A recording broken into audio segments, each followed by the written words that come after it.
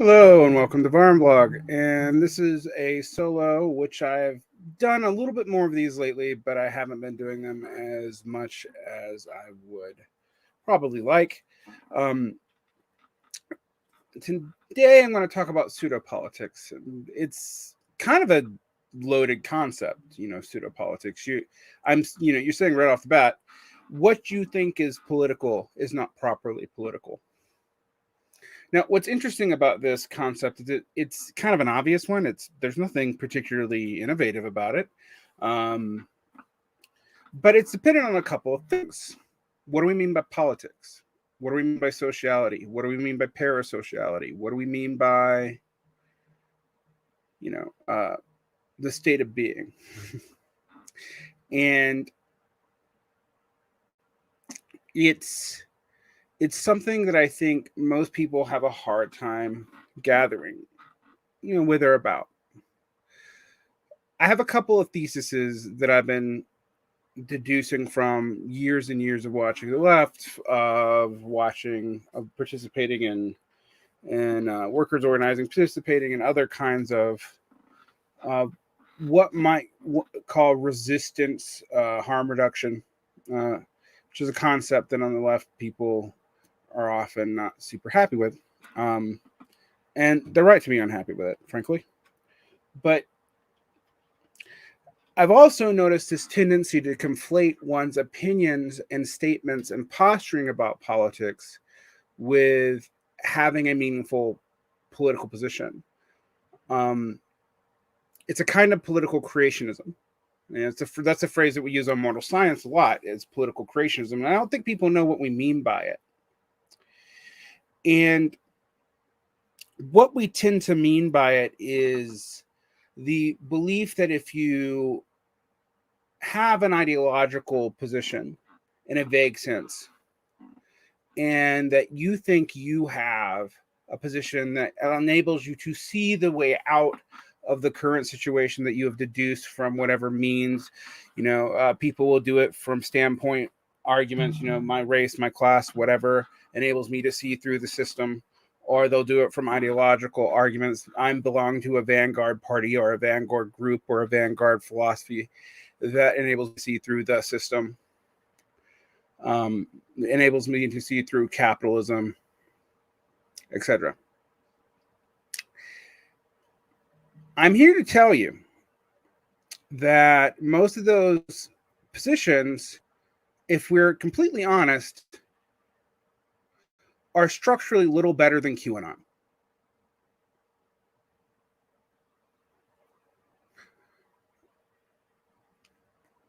And the reason why they're structurally a little better than QAnon is because a lot of the times they're self-reinforcing posturings. They don't actually really handle any substantive political position. And the reason why I say that is a political position requires an understanding of what politics is. And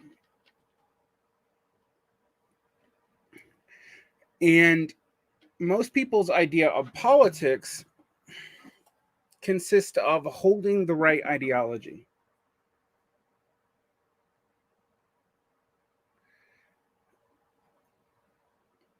But that's a kind of special pleading most of the time, because they'll have systemic answers for why everyone else's ideology is a product of this, that, whether it be white supremacy or capitalism or whatever. But that their critical apparatus has gotten them out of this problem. And usually the answer that one posits is a conflation. This social or historical condition we can derive to an abstract, and thus use that abstraction to explain this or that historical trait. We see the development of this historical trait. We thus can blame our current situation on things tangentially related to the conditions of which our historical abstraction now explains. You might, well, this goes to critiques of capitalism too. Yes and no, and we'll get into that in a minute. It depends on a whole lot of other factors. There's a reason why in Marxism, the proletariat is the actor in a Marxist politics. It is not that any individual can't act in line with the proletariat, both out of their own will and out of proletarian situations.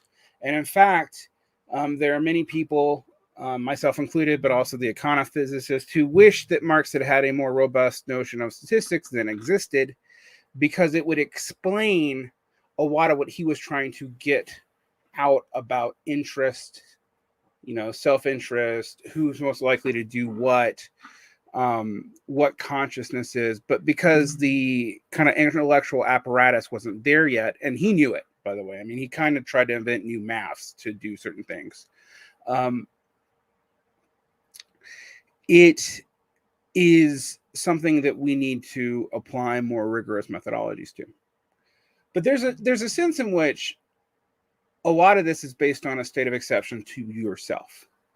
The idea that your awareness of a political position, which you stake out, usually now increasingly in a quasi-public form, and I'm going to get to what I mean by quasi-public.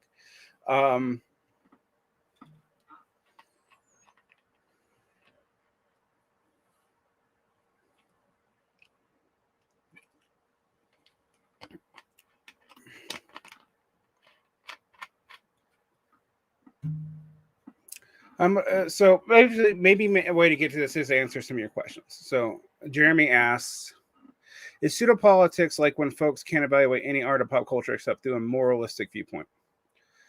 It's one form of it. But also the idea that one's posturing about anything as an abstraction is the politics in and of itself. There's a way in which you can do a reverse of this, which is to pretend that like nothing is politics, that like any intervention, symbolic or verbal, is just not real. And that doesn't make sense either. He mystifies it in terms of consciousness or false consciousness, which, by the way, is circular. False consciousness assumes you know what true consciousness is, which you don't. And true consciousness assumes that there's something that you can grasp outside of your material conditions, of which you can understand. And that leads you to the entire problem. Well, if people can see their objective conditions, of which I know, but I am not affected by the distortions of conditions, I wish people would stop talking about false consciousness, because it's a cop-out. There is a way in which it is true. And I'll talk about the way in which false consciousness does describe something real, which I actually try to explain it in this, where your immediate sectoral or identitarian interest actually acts against your long-term interest, and all you can see is the immediate one. But that's not really a false consciousness. It's a different time scale. It's not that one is false and the other is true. One is definitely true. Most of the sectoral interests bog up the working class are very real conditions and problems that manifest in very real political ways and very real structures. And in fact, a lot of what I think is the most false of what we do is our declamations of radical ideology, particularly in pseudo-public spaces. Because this is where we have to look at the dynamics of politics.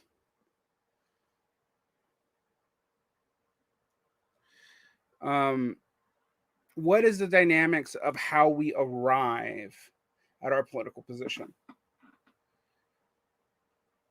There's an infinite number of inputs. It is, in the classically logical way, overdetermined. You can't probably even know why you believe what you believe, because a number of inputs that are going into your own positions is probably more complex than you can count yourself. Like, when I recount the story of how my politics changed from paleo-conservatism to something else, and from like a kind of rad lib, lower economic middle class zine anarchism in my teens, those shifts, I will focus in on one thing at a time and sincerely believe that's explanatory. But when I look at a different element of my life, I will see a different causal pattern. The causation, even in my own mental process, is a narrative which I put back upon it, and it changes upon what vector I'm looking at my own life from. Meaning, I probably don't know all the reasons why my politics changed. And that's probably true for you too. Your narrativizing is a way to self-understand what is going on. And that is not bad. It's not anything that we should. Radliv here just means like, I agree with Chomsky and, radical form of liberalism.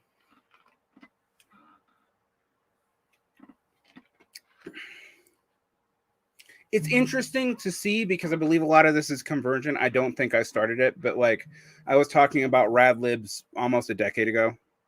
And I was talking about left and right liberalism because in some sense in the United States in particular, but in Western Europe in general, despite, a mystification of it, all politics is liberal politics.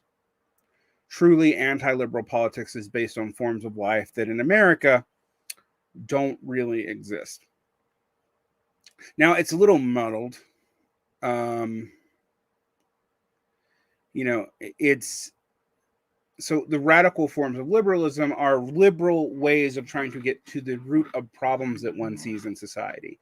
Radical means to the root, liberal means a bunch of stuff.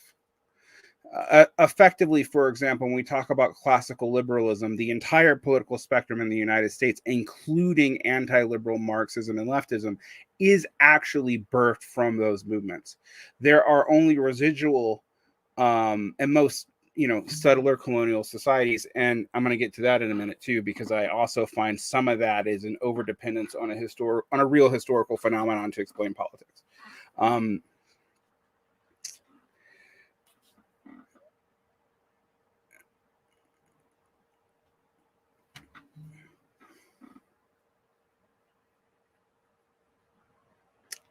So the one thing I will tell you is that pseudo-politics is often a manifestation of psychological problems that people have. It's like an extension of therapy culture. And it is the idea that one can adjust to the society by changing your political orientation from it. And that's true if you can have skin in the game and act off that orientation in a way that can manifest change. If you cannot, what you are doing is therapy. You are trying to adjust your self-conception through a narrative that makes you see that you have an out to the situation because you feel like you need one.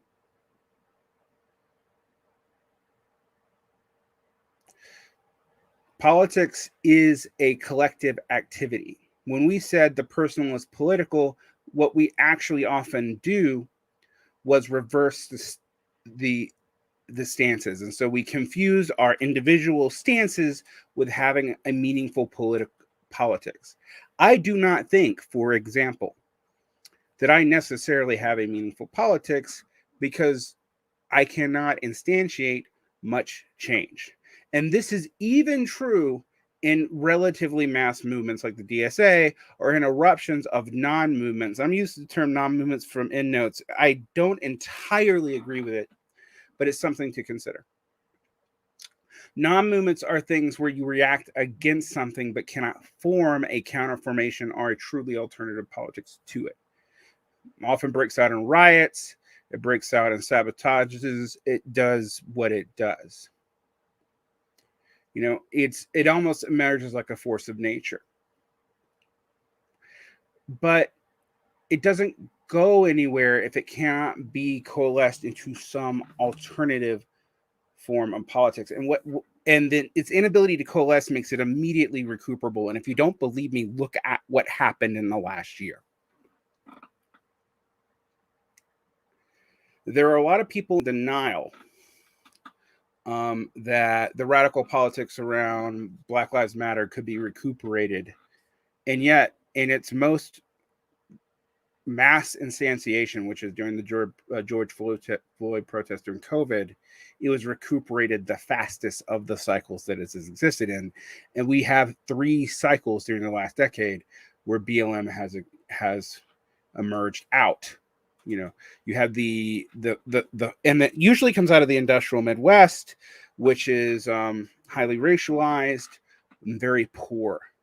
And then it ends in either campuses of elite people led by elites of various racial groups, or it ends in very white areas where it's been used to express other kinds of solidarity, which is legitimate, but in a way it's very cut off and removed from the rest of where the actual problems that led to this particular manifestation happen. Yes, people in Portland and Washington have problems with the police, but being poor in some of the most affluent areas in the country has a very different dynamic than being poor in some of the poorest urban areas in the country. And there's ways in which that's not accounted for in the way in which we talk about what happened. You know, when we talk about, for example, people who live in either public or private infrastructure rich areas like New York or LA don't really understand deracinated cities in the same way that people in St. Louis or Jacksonville, Florida do.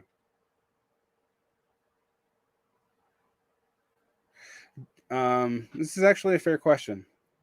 Does that automatically make communism in the West a form of therapy culture since it has less traction now than at any point in recent history? I'm going to actually say something even more controversial than that.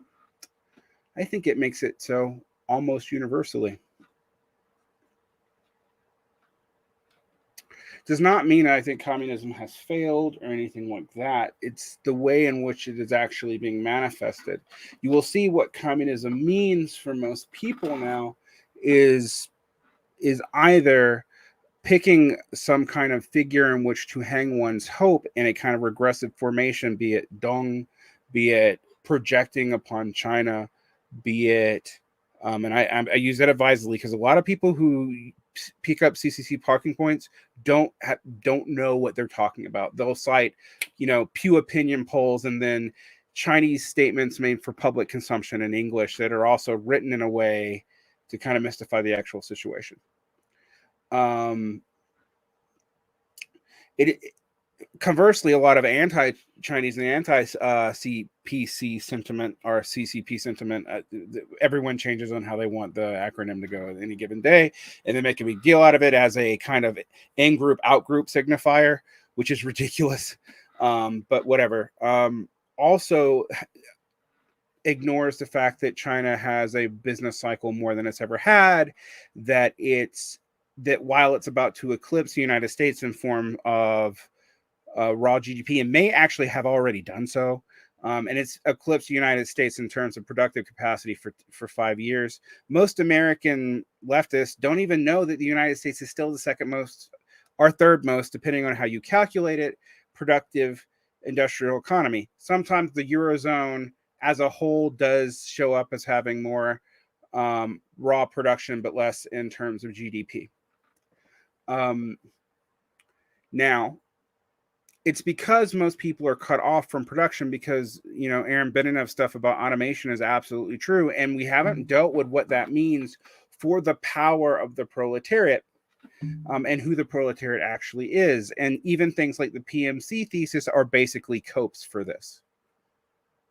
It is trying to find a class or a class structure that you can blame. And while there are some things about professional managerial class that describe very elite stratas of certain kinds of workers that have legal relations of fiduciary responsibility to the state, what most people mean by it is either labor aristocrats or petty bourgeois people who have significant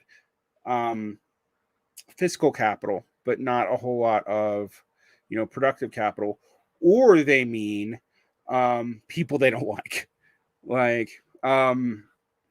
Most of these concepts have concept inflation. This is frankly true even for classical Marxism, because Marx's definition of working class and proletariat don't exist. There is a description, and one can deduce actual conditions from that description. But like in volume 3, it literally ends when Marx is about to formally define the term working class, and proletariat is defined in Engels's notes that they used to, or a pamphlet Engels was going to use to make, because the Communist Catechism or something like that. That is the basis in which Marx revised towards the manifesto. But if you look at that text, Marx pulled it out on purpose because it was defined not just in terms of property relations, but also in terms of machinery in a way that's kind of incoherent with the theory that they work out in Capital. So it's pulled for a reason. So working class has been something you can kind of politically define.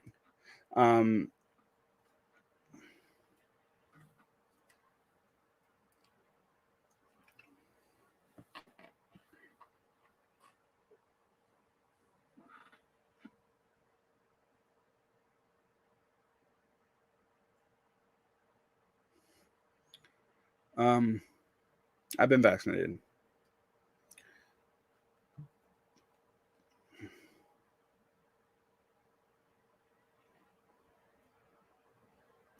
So when we look at what's going on in China, for example, there's a Gini coefficient higher than the United States, and this is something that people have not really looked at, even though China's state apparatus, which will make, occasionally you see a lot of communists accused of being bourgeois. Its actual bourgeois elements are pretty low. It seems lower than any capitalist class, although the fact there's the any is a little concerning. And there are bourgeois billionaires in the party, but it's like 1 or 2%. What one sees is actually the same political dominance one sees in the United States, which is the emergence of engineers, lawyers, and doctors as a special class dominate the policy. And indeed, you actually see this in this love-hate relationship liberals have with China, which we're both trying, like, we're in quotation marks. But in the United States, you see the liberal left both basically pursuing a Cold War posture with China, and also wanting to implement its policies. Okay, yeah, like they would love to be able to do that. For the state to be able to tell entire sectors of capital, or at least, at least very large sectors of firms, to subsume it to its will, which China can do. The Chinese state has some independence from individual capitalist firms. What it doesn't have independence from is capital as a whole. And you know that because it has to change its interest rate to moderate its currency flows with the business cycle. And people don't want to look at that. Neither nationalists nor leftists do, because it implies something they don't like.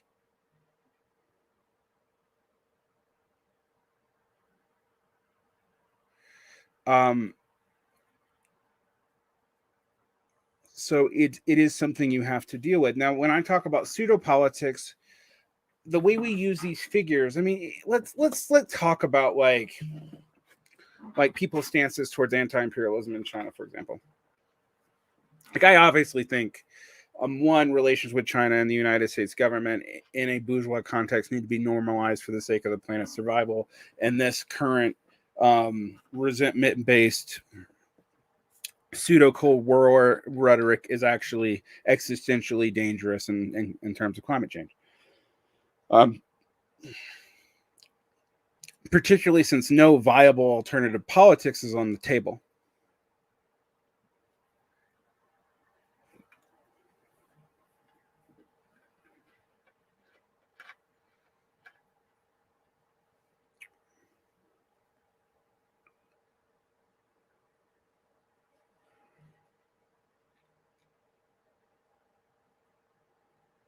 So engineers are not, I don't consider engineers a class.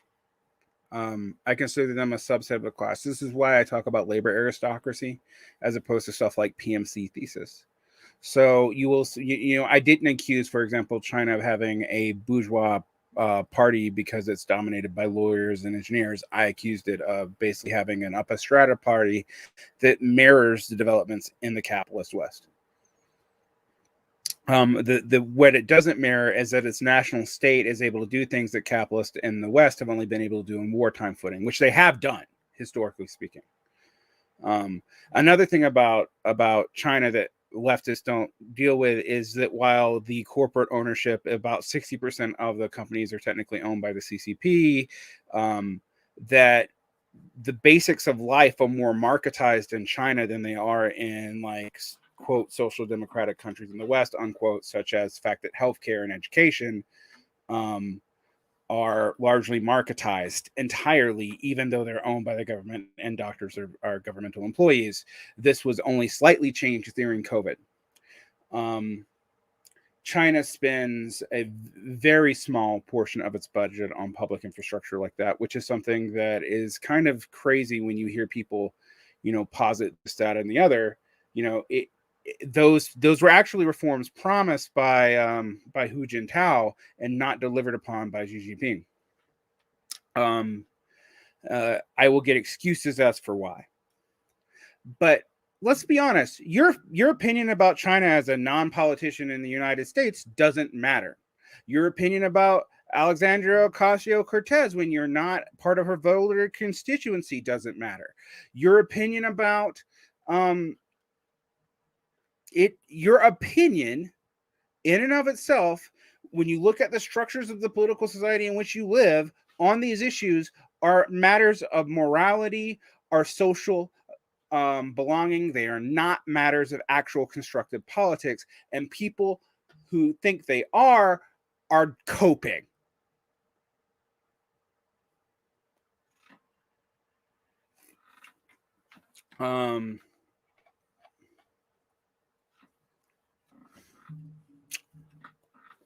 And that's what I mean by pseudo-politics. People, I think, know that they're coping too at some level, which is why the tendency for stridency often makes up for actually doing anything, particularly in the levels of the radical left.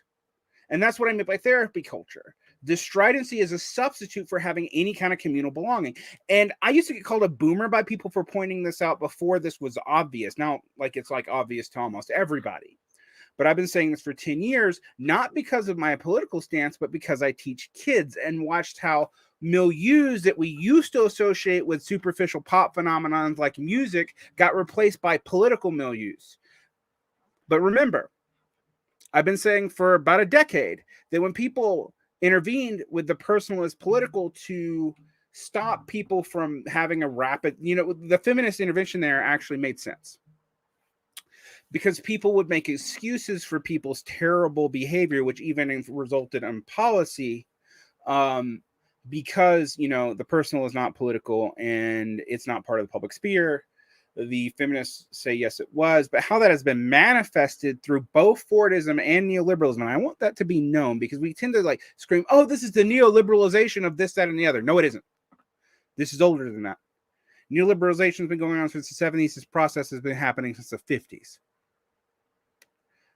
Is the conflation of personal identity with political identity, particularly in a time in which political cultures or class cultures don't really exist in a unified and coherent way, because those things actually require people to maintain them. In most of our organizations,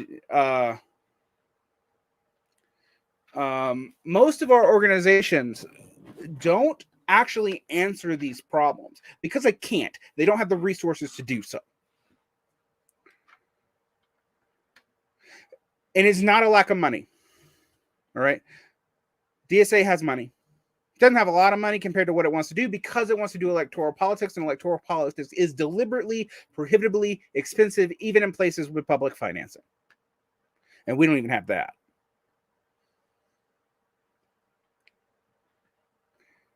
Because there's no way to recoup cost on non-advertising public media campaigns. You have to. This is why I was talking with JMC about the structure of the media.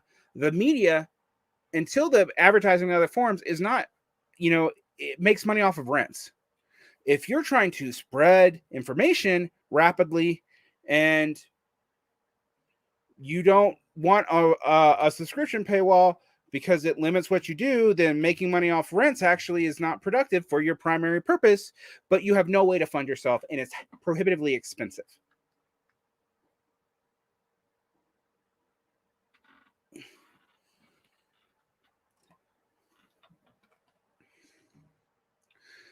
Okay, so I'm going to go into this because it's complicated. Neg Atori asks, am I right to think that neoliberalism as an ideology is a restriction on basically human ways of life to set some market interactions? I would say yes, but it's different than other forms of that.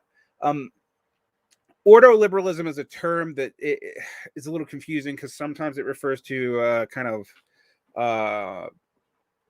quasi-neoliberal policy from Germany. Sometimes it refers to people who have more a more note of state intervention. Even the term neoliberal until the 80s actually have multiple meanings. Like I'm writing a book on Christopher Lasch and he uses both terms. Sometimes when he says neoliberal, he means the Fordist liberalism that incorporated elements of agrarian populism and socialism to keep itself to basically save capital, i.e. FDR, which of course people beat off to now because they don't really understand what it actually did in the 1930s. Because they look at things like the stabilization of banking because it's good for people who have to deal with, I don't know, money, and that's everybody, as the same as supporting the working class, whereas the Public Works Administration actually was a wage suppressor. And it was a wage suppressor to restore profitability to capital as a whole so more people could have jobs. So it's not bad, it's not good, it's just you have to look at what it does. Neoliberalism is the idea that market interactions need to be expanded and that, yes, all ways of human life need to be compelled by market interaction, but not necessarily private market interaction. One of the innovations of neoliberalism is public-private partnerships and forced participation in markets. So you marketize things that have not been previously marketizable. All right. Now, when I talk about Christopher Lasch, for example, Christopher Lasch uses that definition of nihilism and stuff in the 80s because that was a common, by that time, it was a common word. It was a word before David Harvey, started writing about, his political narrative of it. David Harvey's political narrative of it is not totally wrong, but it makes it seem like it was totally a political project. That the Keynesian failure, the post-war consensus of the West fell apart because of political initiative, and that's not true. The post-war consensus in the United States was the result of most of the world's capital being destroyed and then it being expanded into kind of what became an effective megapolity. Orwell wasn't entirely wrong about this. An effective megapolity across the Atlantic, a kind of transatlantic state that we call the West. Now that is beginning to break down. Ironically, the United States is one of the primary factors that broke it down in its period of seeming total super hegemony in the late 90s after the Cold War. You want to talk about hubris.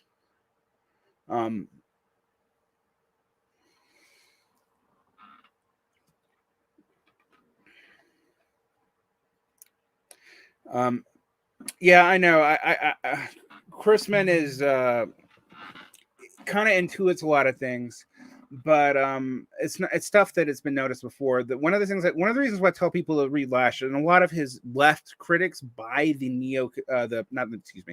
paleo conservative rereading of what he said. Because, for example, in Haven in a Heartless World, where he talks about the family, he actually emphasizes that capitalism encouraged people to put way too much investment into their social norms and to the family, which is not possible to maintain, and it breaks it down. He also does not think this is something you can undo. You can't culture war yourself back into a traditional family. It's not going to happen.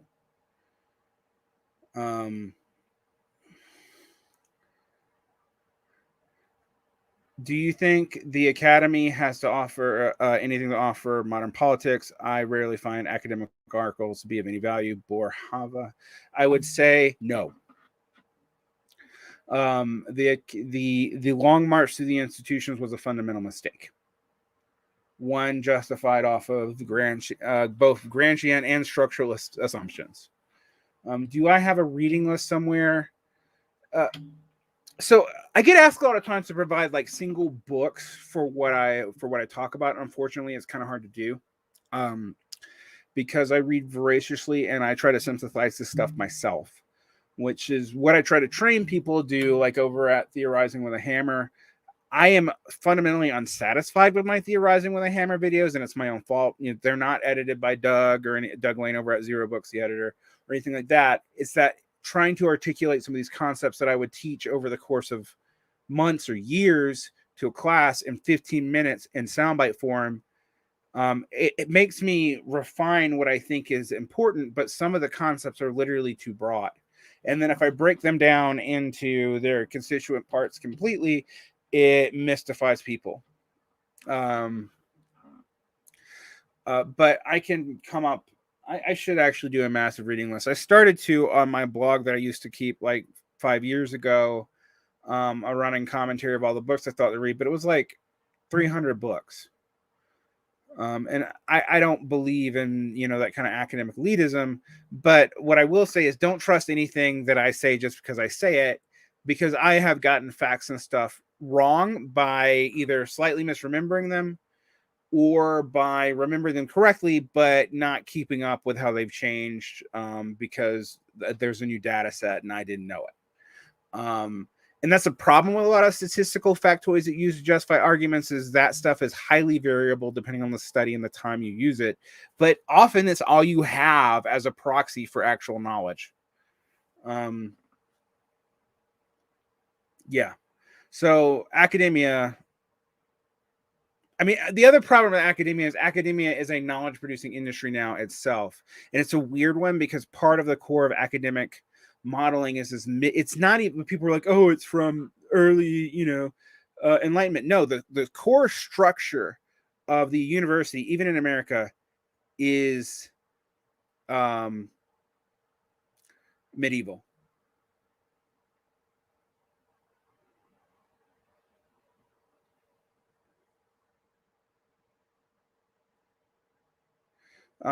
Okay, so Negatory says, thanks for the exposition. I think I have a better grasp in terms of juxtaposition with Fordism. Speaking of which, I remember from Moral Science, which is where I found you. That's cool. You're one of the few people who found me from that gig and not one of the other things.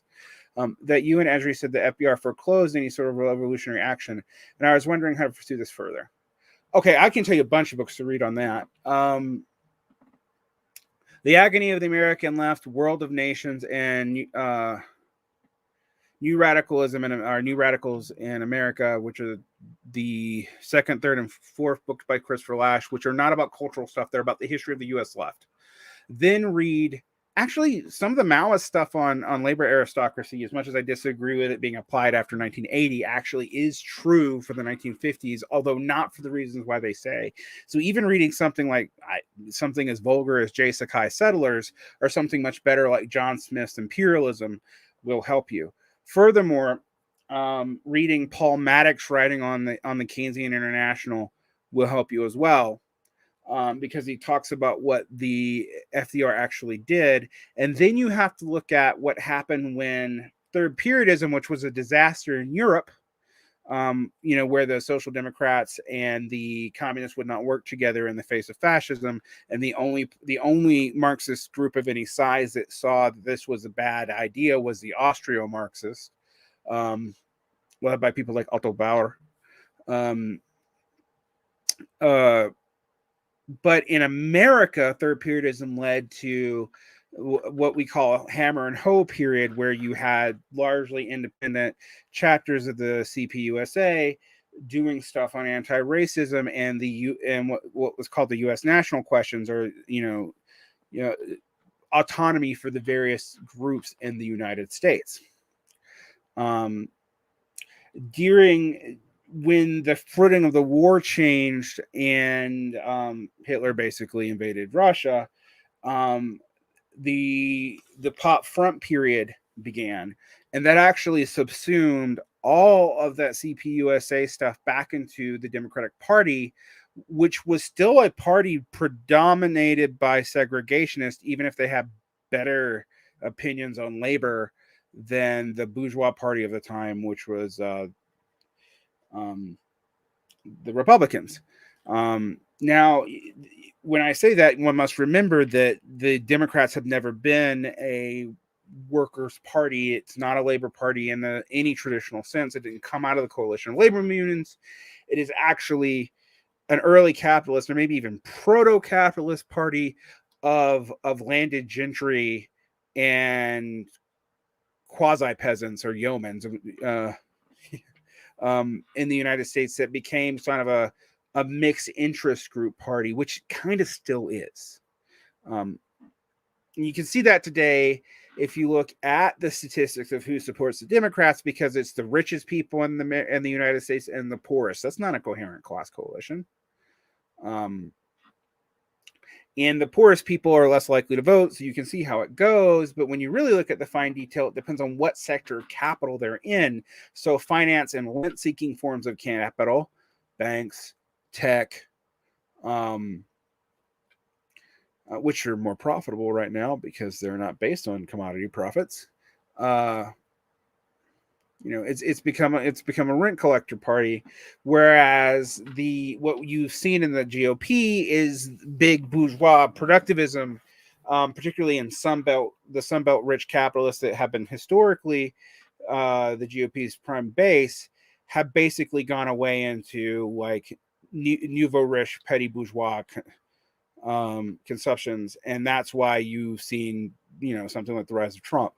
I don't have a simple correlation as to why that's happened. I'm not saying that the material conditions led to where the only thing that would happen was Trumpism. I don't think that's true, but I do think you have to look at that change. So real estate values, people, I do think actually Michael Lind, who I don't trust his politics at all, is right about how this is developing.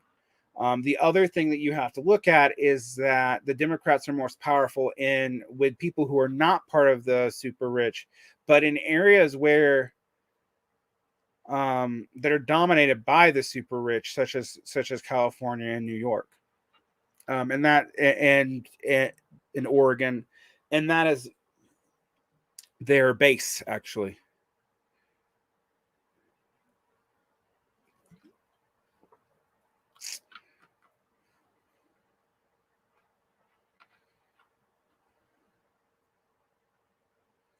It's not de-radicalism in America, it's New Radicalism in America is the book. Or New Radicals in America. It's Christopher Lasch's second book. His first book, which I'm reading right now for my book, is one that we actually didn't think was going to be important, but it's American Liberalism and the Russian Revolution, which really has broke my mind, because I realized that the American left doesn't know its history and its relationship to the Cold War before the Red Scare, and during the after the Palmer raids. So it's something to really look at. It's something I didn't realize, like all the pragmatist stuff was tied to the war, and that we really shouldn't trust John Dewey. Really. But anyway, to get back to something that I've been picking up, there's a way in which, like, you read The Culture of Narcissism or The Minimal Self, which is a better book. It explains the cultural narcissism from the idea that Lasch was talking about individual narcissists, because he's not. He's not talking about the culture is made up of a bunch of individual narcissists. He's saying that our civic institutions don't have the same function in capital, and our communities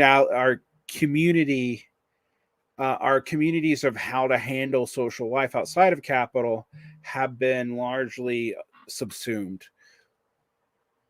And the only way we know how to handle this, when also the traditional forms, and this is something that he's on very quickly, the traditional forms of workers organizing are really predicated on the structure of the factory. And that's going away through automation and low profitability. And that and that it was subsumed into Fordism as well. So the Fordist assumption of those forms of organization actually really did have did substantive damage to workers' ability to coalesce and other people's ability to coalesce. Like, it wasn't just the workers who were damaged by this, that we were left with individual posturing and self-help as form of cope. What I find fascinating is all the trends that he talks about in the 70s are accelerated now. And that the technology we have developed, the only kinds of technology which we have actually seen significant technological development in, by the way, Tyler Cohen is not wrong that we have not seen significant technological development in infrastructure and other things in the same way that we've seen the communication infrastructure. Now, in some ways, that doesn't make a lot of sense because communication infrastructure is not very profitable on a commodity basis, but man, is a good source of rents. But the other thing is, like, the side effect of this has been is psychologically, people really are more alienated. I've been saying for even, and I don't think this was a conspiracy. Like, no one planned this. I haven't read Jane McAvery's work on organizing. I will. Does the idea that proletariat being reliant on factories originate Marx? Sorta. Marx actually did not have nearly as sanguine a view on socialization in the factories, particularly when he's writing Das Kapital and theories of surplus value, as Kautsky does in a lot of the SPD figures who thought that the socialization in the factories were literally kind of going to be nearly infinite skilling and education of the proletariat so they could just take over.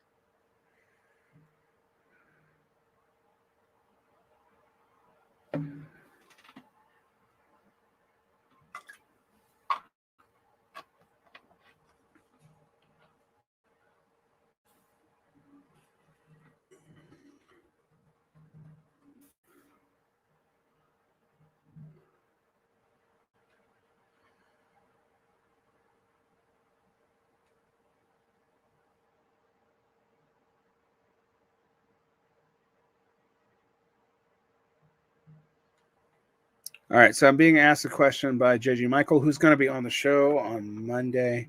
Hey, Derek, just logged on. Was wondering what you thought of Chesa Bowden.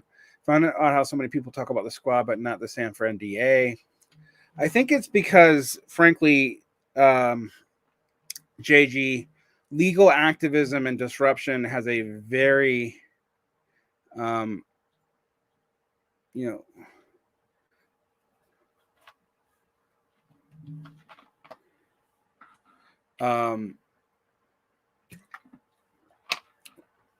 it's a defensive posture. Law is an inherently conservative institution when it's used this way. It is more effective than a lot of the defensive postures we use in legislative because it doesn't require the same amount of power. So a rogue DA can do all kinds of things in the system for people who are being explicitly abused by it, but it's very limited in its structural capacity. It's dependent on one person.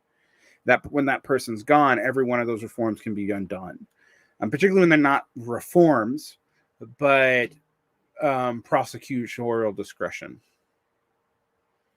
It is also interesting that I think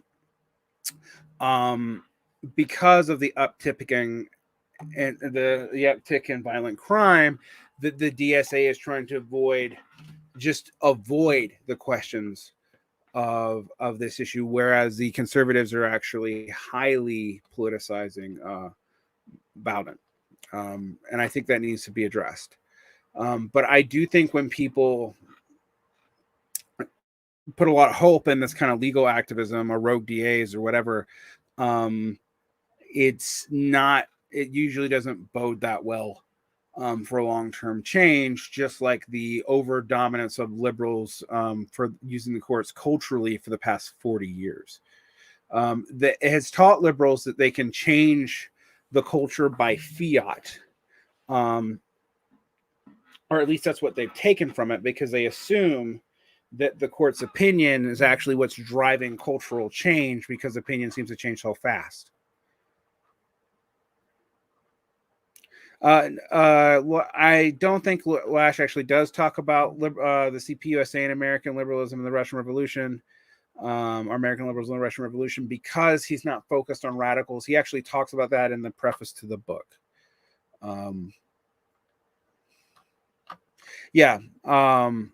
The crime stuff is weird. So what you've seen is an uptick in violent crime and a downtick in property crime. And it's not consistent everywhere, but it is actually consistent to the most vulnerable communities. So yeah, people like their heroes, right? Whether it be the Squad or the San Francisco DA. I think that's a natural inclination. It's also pseudo-politics. It's not real. It doesn't matter. When I say it doesn't matter, I mean it really doesn't matter that you like what Bowden's doing or not. Maybe some people can try this as a strategy, but legal strategies have been highly limited for historical effectiveness.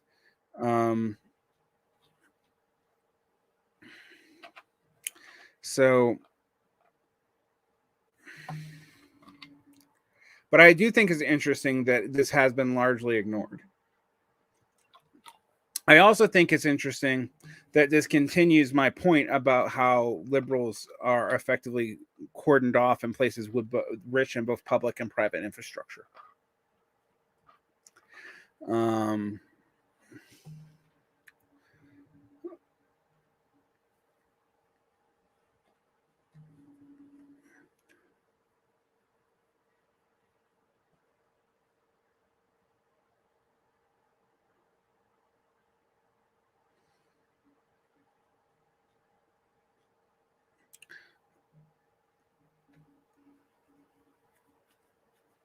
It hasn't happened yet. Oh yeah, next week. Sorry, I'm talking about my interview with JG. We get all these confused. No problem. Does Lash talk about? So no, Lash does mention some of them, some of the key figures in the correlation of that, including people like Jack Reed, who completely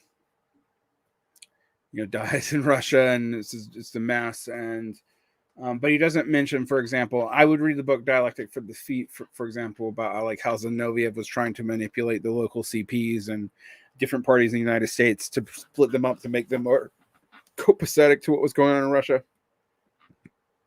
for good and ill, mostly for ill. Anyway, to get back to the para-sociality thing and this therapy culture, and like your opinions on things don't matter unless you can manifest change.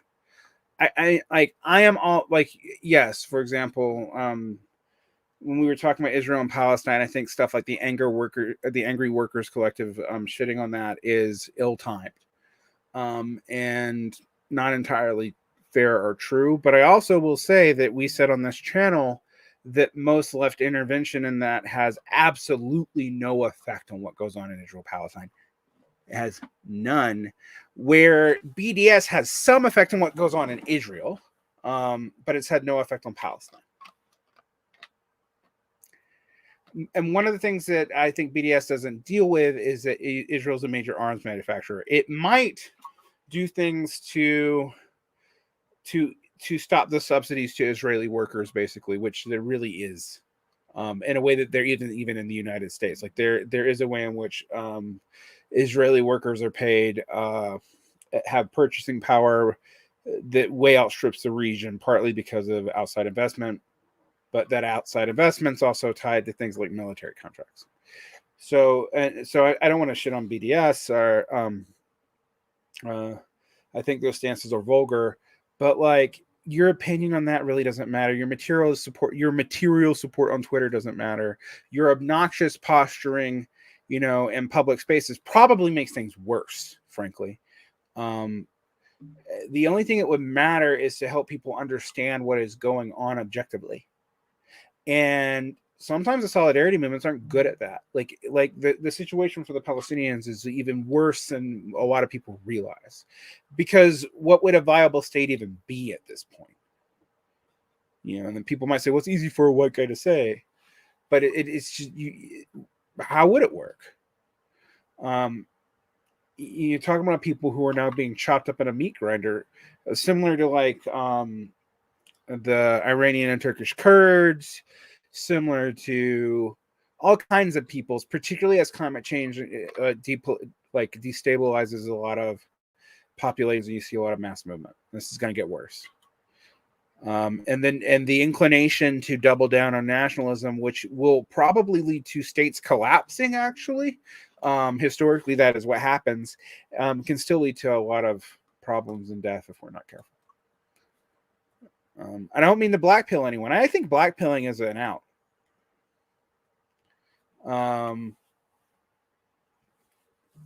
Like, I talk about being beyond the black pill, which means accepting everything the black pillars accept. Yeah. Well, I would actually say, well, what do you mean by join politics? Because I would say, for example, joining the DSA is marginally political, not only marginally. Joining some sectarian group isn't political at all. They have no effect, like none. Even when they're correct. Right.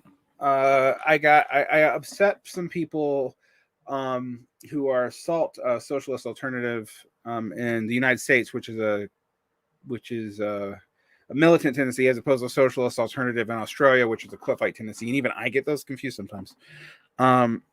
But anyway, SALT has had massive entryism, as has the IMT into the DSA. And I said, well, why would someone dual card into an organization that's not a party or a union or an explicit working class organ if one was in a position of power or coherence? And then I found that the SALT, it meant that it only has about 1,000 active members.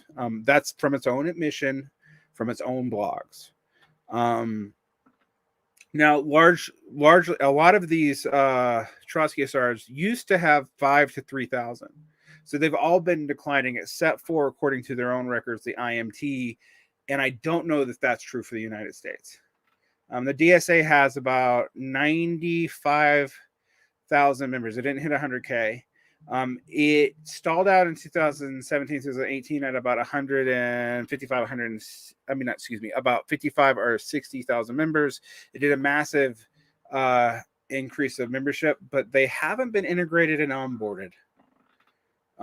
So it's led to an influx of money. What that means yet is yet to be seen. Go listen to my DSA panels and that. I let them represent themselves.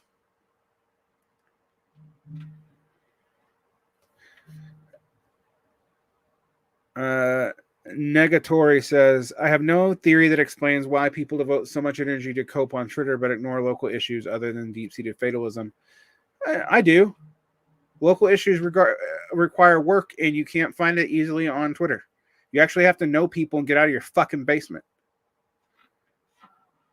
It's that simple.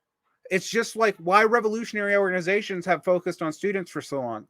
Yes, in the 60s, they had this elaborate theory about the revolutionary subject and based off the post-war, opulence of the working class in the 50s.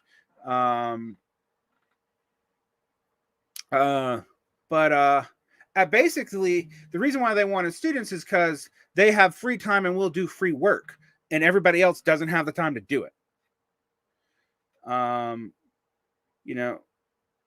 I actually do think a lot can be done locally. However, localism, I'm going to say this very clearly, is not an answer to any of the major problems in which we face. In fact, I had an anarchist, Arnold Schroeder of Fight Like an Animal, admit the same thing, that you have to have a vision where you do and act in politics more locally, and you really do have to coordinate globally, or you're dead in the water right now. And not just because of capital, or even because of state. It's literally down to ecological systems and stuff required at this point.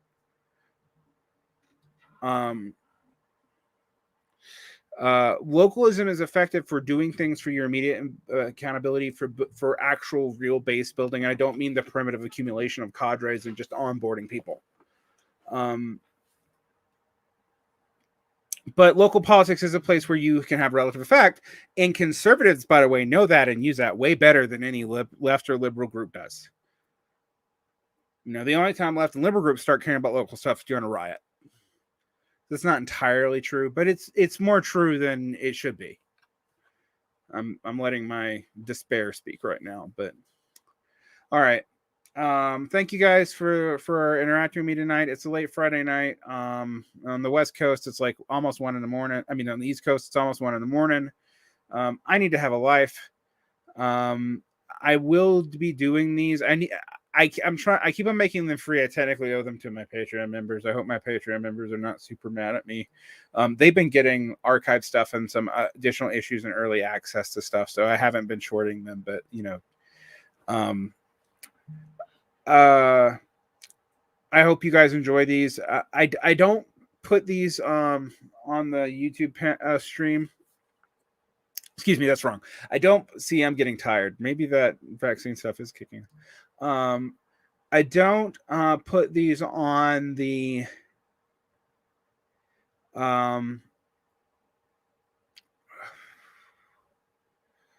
Buzzsprout feed. Thank you. Because I think they should be unique to. I'm not an anti-vaxxer. I'm definitely vaxxed. Yeah, I don't put them. I put them on the Buzzsprout I don't put them on the Buzzsprout podcast feed. I do put them on the Patreon podcast feed, because I think that should be something you come to the YouTube for. Last question: any good books on organizing tenants unions from anyone? I don't know. I think those books need to be written, because tenants unions they're not a new thing, but they've really increased in popularity because of the various housing issues that we have. My fear is that they're going to go by the community organizing alkalinity model, which is kind of a nightmare, and more useful for conservatives than for leftists for a variety of reasons I can go into in another day. But I don't think they have to go that way. But I don't really know what the model truly is. I've seen and given some money to the tenants union here in Salt Lake, where we're really losing these battles, but I haven't seen, other than putting pressure on local politicians, what they've done. They are trying to do stuff, and I'm not disparaging them, but like I just don't know how they work. So I would also be interested in that book, if nothing else, to see how we can like re-strategize, because we desperately need new forms of organization that deal with how the working class composition has changed. Desperately. So I need to read that McElvey book that people ask about. So anyway, thank you all for coming on. I know some of you just coming on. You can watch this in a minute. I mostly just me talking about how edgelordism on Twitter is a cope, regardless of political content, and how, if you're really honest, a whole lot of very sophisticated sounding political positions on the left are not that structurally different from QAnon. I do think rents are going to be something that we're going to have to look at in the future, because profitability on commodities really is low. I know there's denials about this. You could talk about, I actually understand the value for people talking about the over focus on business cycles and predictions. We need a Stalin. No, you don't. You have a Stalin, you'll fall apart in a few years. The fetishism for great figures is a cope too. Sorry, just true.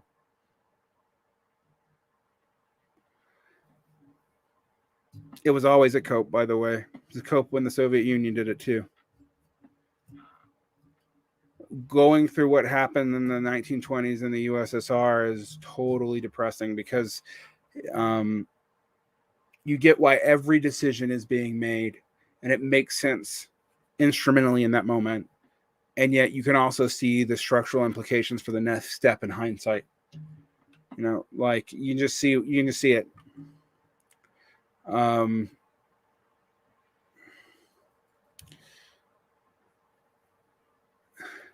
Is there still a live debate around the decline of the rate of profit? Because that's actually not justified in a good theory of value in Marx. So it is not justified in value theory, and they're right about that. I mean, but you can do it statistically and empirically off GDP.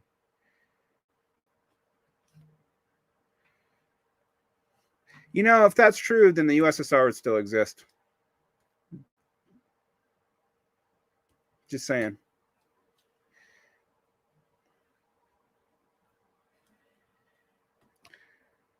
I haven't reached out to Basevich yet. I plan on it. You're on your own, kiddos. All reversion to prior forms is actually formally reactionary, and you should get that through your skull. And if you don't accept that, if you think that you can reinstitute these things in new and different ways, then you need to start looking at what the different ways would be. Basing your revolutionary model off of a model in a failing semi-bourgeoisified state in the periphery of capital that was also an empire, in the context of a world war before the advent of nuclear weapons, and during a time period in which the proletariat was actually very small and you really did need peasants. Not super useful for a context where agrarian labor is literally 2% of production. Even worldwide, it's declining. Where you have a massive state and formalized empires, where you have the world increasingly divided up in the regional powers, which will be the answer to a lot of the end of this hegemonic state, and where most of bourgeoisification has not only already happened, but overly decadent. None of those conditions apply to the USSR's development. All of them apply to us. It's not materialism to just insist that the shit you want from the past work. It'd be like me insisting that we can redo the American Revolution but this time do it socialist the right way or some horse shit like that. To us, because we're from that content set, is obviously transparently bullshit. But the reason why we accept it for things that happen elsewhere is basically cope.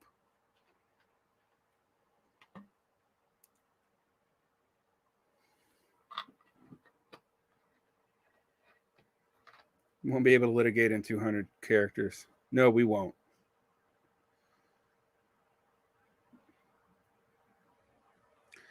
We do need 21st century analysis. I just think that your idea that we need a strongman imposition of a Bonapartist figure to get your way out of it is not just wrong. It's historically been tried over and over and over again and been horrifically wrong. It mostly builds cults. It mostly builds children's crusades.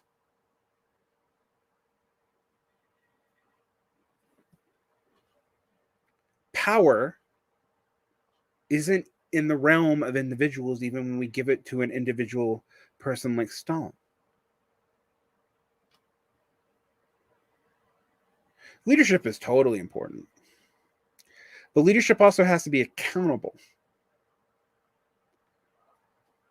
And that's not something we've been able to do both of.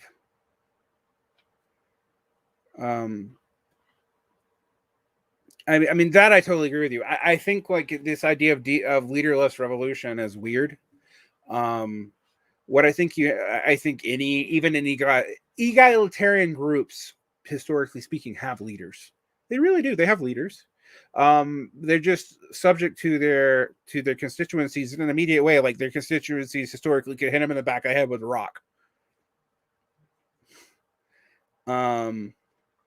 You know, everybody must be recallable. Actually, this is one point I wanted to talk about. It did come up in the DSA meeting. One thing that I found interesting is that the DSA's more responsible leadership. I'm going to think about,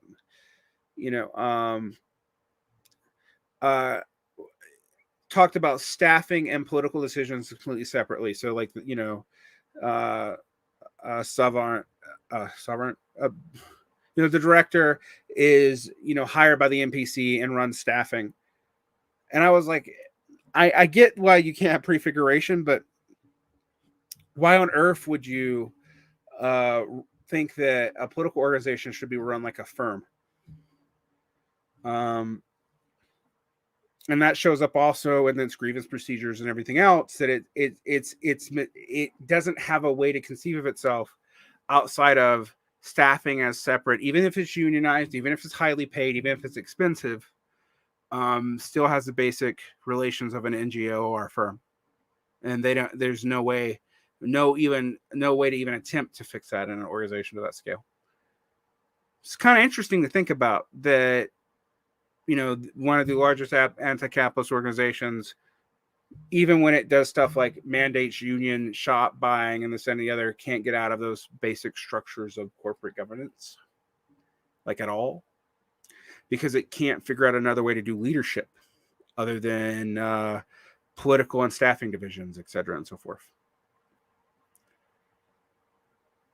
It's worrying.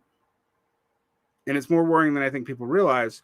And the idea that you can just politicize it in the organization would lead to instability, because that's also not really an answer.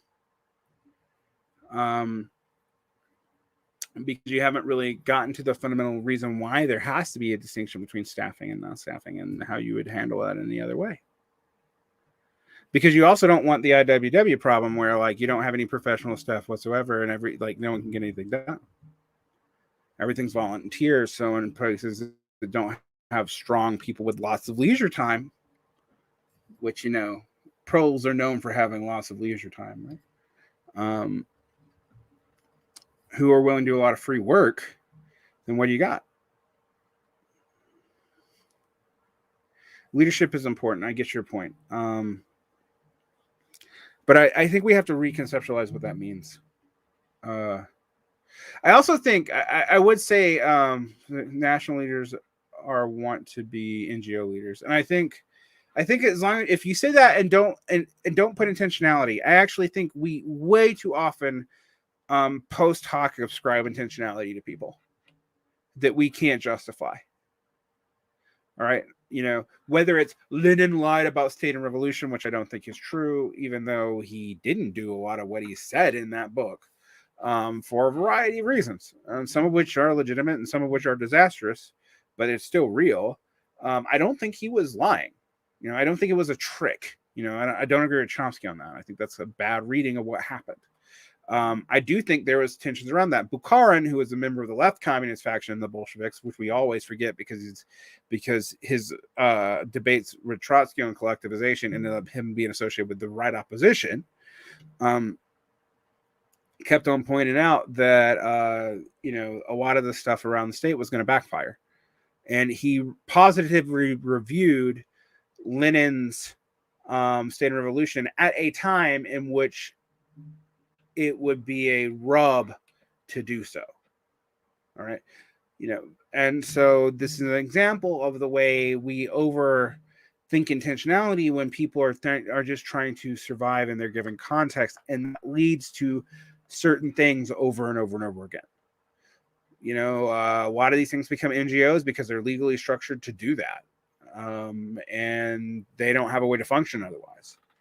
So how do you to look at to fix that problem? You have to look at something bigger than just replacing the leadership. You're looking at the whole concept and legal and economic constructs in which the leadership exists, and then you have to figure out a new set of incentives which you can install good leadership in.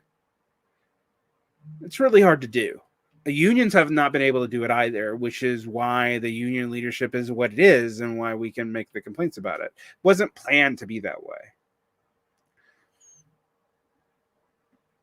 The last Justin Anderson says, the internet is a voluntarist space.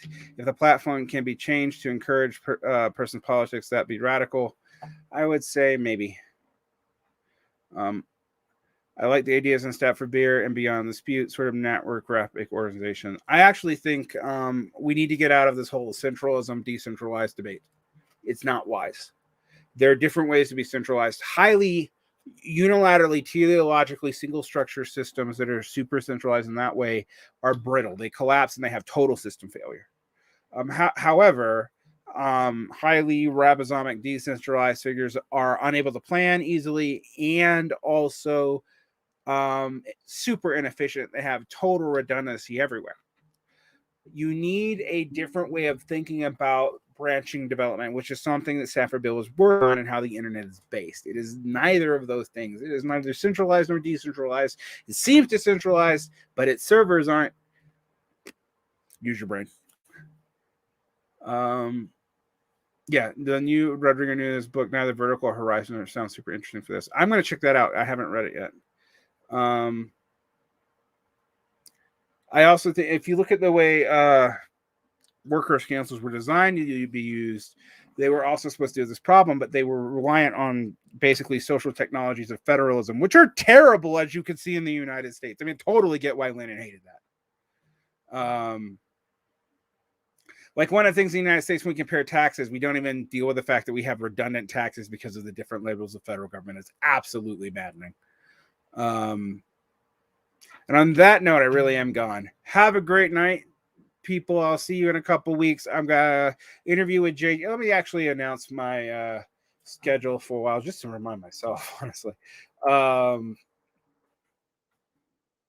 this up for you guys and tell you what's going on. I can't tell you when stuff is going to come out over on Zero Books channel because I don't know. I've done a couple videos and they've been moved around. On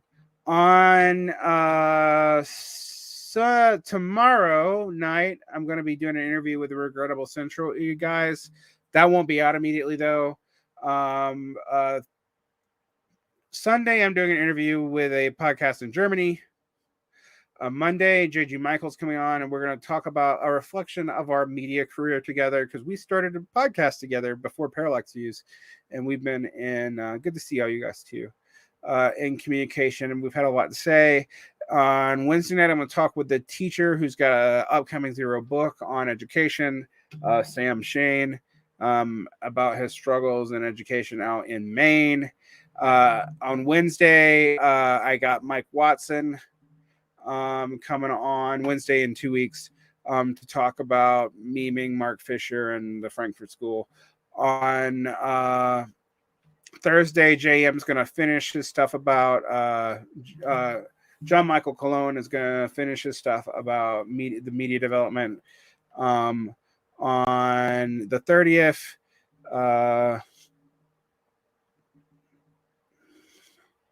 I'm going to have Adam Atkins on of Acid Horizons, and then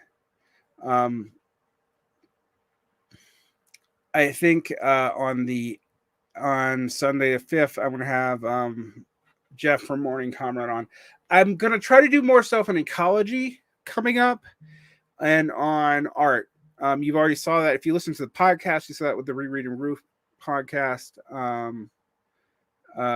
No, I need to look that up. So I'm not going to butcher your name. Derek, have you checked out Samantha Loeb's recent book on 1936 USSR Constitution, by the way? I will not. I'll do that right now. I tend to think the 36, I tend to find 36 to be the high point of things getting very strange. So it'd be interesting to read a book on it that kind of breaks it down. We'll do a general rant and Q&A probably in about 2 weeks. And I have patron-only episodes coming up on 80s culture with Shalom Bentine, on early Christopher Lash with Shalom Bentine, and with some more stuff on ecology. My friend Greg Belvedere is going to be coming on sometime, and we're going to be doing more on that. Don't forget, in September, Jean Bajelon and I will be doing a simul stream on both Varn Blog and on This Is Revolution, talking about tabletop games and the political economy and of tabletop gaming through specific games. So I hope you all enjoy that. My politics will remain opaque. All right. Good night, guys, and thank you. Also, yeah, just heads up, I will also be on and I have no idea when this is coming out or even when it's being recorded. I'm supposed to be on Jamie Peck's and Aaron Tharp's Everyone Loves Communism, talking about the controversies of state and revolution with Lenin soon. And I'm probably gonna do some other stuff. All right. Good night.